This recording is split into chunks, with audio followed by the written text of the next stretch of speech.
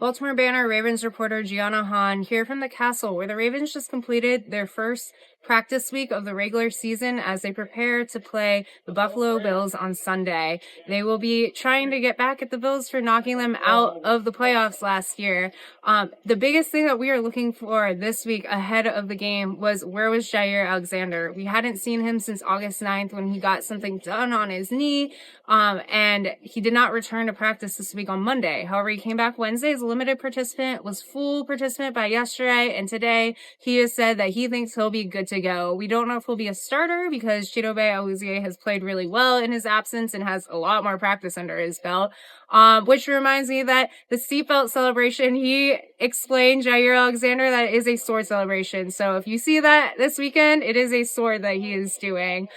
Going along with Jaire Alexander, Chidobe Awuzie, one of the top things that I'm looking for in this game is, how is the secondary going to do? You know, they had so many stars last year and they just fell short of the mark to begin the season. Can they carry on that momentum that they had last season? Will this influx of veteran talent and young talent help them get off to a big start? A lot of that will depend on how rookie Malachi Starks does.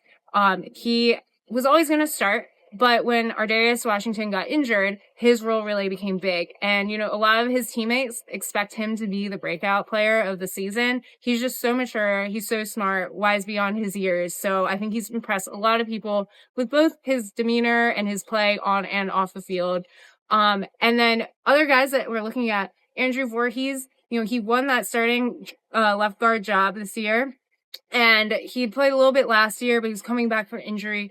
Will he be able to look strong and healthy and help this O-line build upon, you know, a great running season last year, protecting Lamar? Will they have another historic offensive season? And they are going to get that started off against the Bills. Finally, some other guys that some of our players shouted out as potential breakout players. Some of the players we asked shouted out as potential breakout players in a survey that the Banner did.